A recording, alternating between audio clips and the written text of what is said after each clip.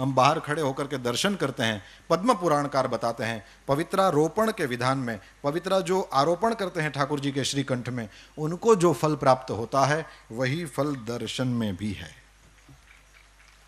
अब जो मेरे पास समय है उसमें मुझे जो मुख्य कहना था वो कहूँगा, तुलसी की महिमा सुनाऊंगा, क्योंकि तुलसी हमारे जीवन में हमारे साथ एकदम सटी हुई है और उसका हमको रोज काम पड़ता है, तो हम उसके साथ रहते हैं, इसलिए तुलसी जी की कुछ बातें आपको बताऊंगा। लिखा है शंकर भगवान के मुख से ये तुलसी महिमा बताई गई पद्म पुराण में। लिखा है कि तुलसी का महात्म्य भर सुन लेने से जन्म मृत्यु के चक्कर से हम छूट जाते हैं। जन्म से लेकर मृत्यु तक पर्यंत जितने भी पाप हुए हों केवल तुलसी महात्म्य सुनने से नष्ट हो जाते हैं।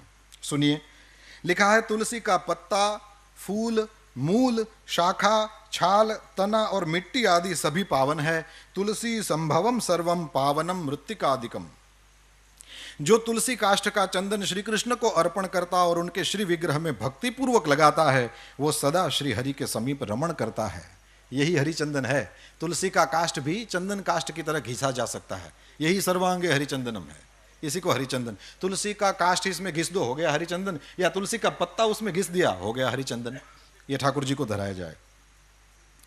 जो तुलसी काष्ठ की आग से, तुलसी की जो सूखी लकड़ियां हैं उसको ऐसे ही कचरा समझकर फेंक न दें, इसका भी उपयोग है। लिखा है जो तुलसी काष्ठ की आग से भगवान के लिए दीप जलाए, तो कान खोलकर सुनिए, उसको 10 करोड़ दीप दान का फल मिलता है।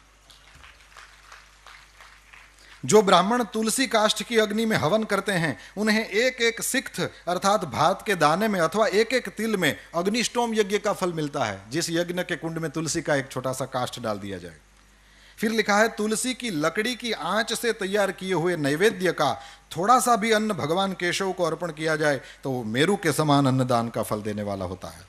जो भगवान को तुलसी काष्ठ का धूप देता है, भगवान ने એટલે આપણે અગરબત્તી સળગાવીને મૂકી દેવાય ને, મેં ટ્રાય કરી લીધી બોલવું હતું એટલે પણ બુઝાઈ જાય, એટલે આપણે ઘી કે કંઈક લગાડીને કદાચ કરીએ તો રહેશે। લખ્યું છે कि जो भगवान को तुलसी काष्ठ का धूप देता है वह उसके फल स्वरूप 100 यज्ञानुष्ठान और 100 गौदान का फल प्राप्त करता है। केवल तुलसी काष्ठ का धूप, ये कचरा समझकर न फेंकें। आगे, जो मनुष्य अपने अंग में तुलसी की कीचड़ लगाकर श्री विष्णु का पूजन करता है उसे एक ही दिन में 100 दिनों के पूजन का फल प्राप्त होता है। ये सब कुछ गीता प्रेस से प्रकाशित पद्म पुराण में आप दर्शन कर सकते हैं। लिखा है तुलसी की जड़ की मिट्टी से स्नान करने से तीर्थ स्नान का फल मिलता है।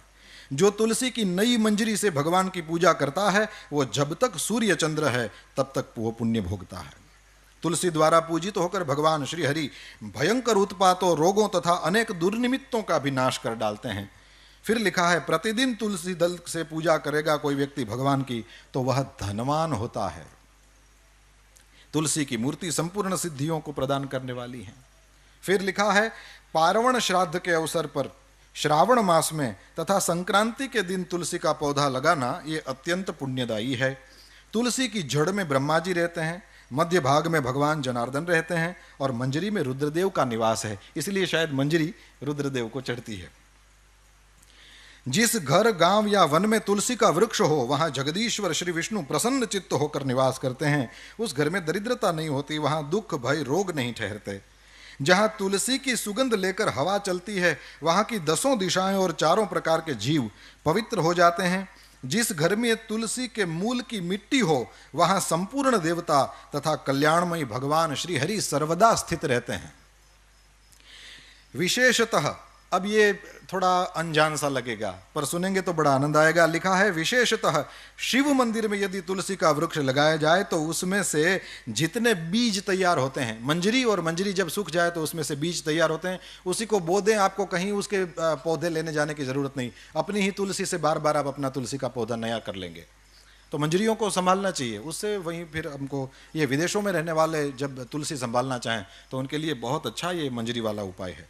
तो लिखा है कि शिव मंदिर में यदि तुलसी का वृक्ष लगाया जाए तो उसमें से जितने बीज तैयार होते हैं, फिर कान खोल के सुने, उतने ही युगों तक मनुष्य स्वर्गलोक में निवास करता है।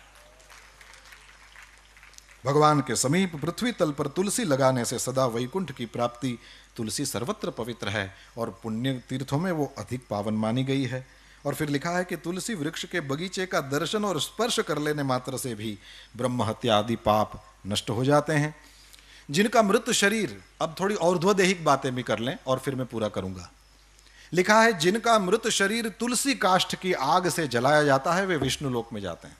ये जब से मैंने पढ़ा है, मैं जहां भी पहुंचता हूं, किसी की अर्थी वगैरह को देखता हूं, अपने घर से तुलसी काष्ठ ले जाता हूं या वहां कहीं खोज करके उसमें डाल देता हूं। इसमें सबसे पहली मेरी दादी माँ थी।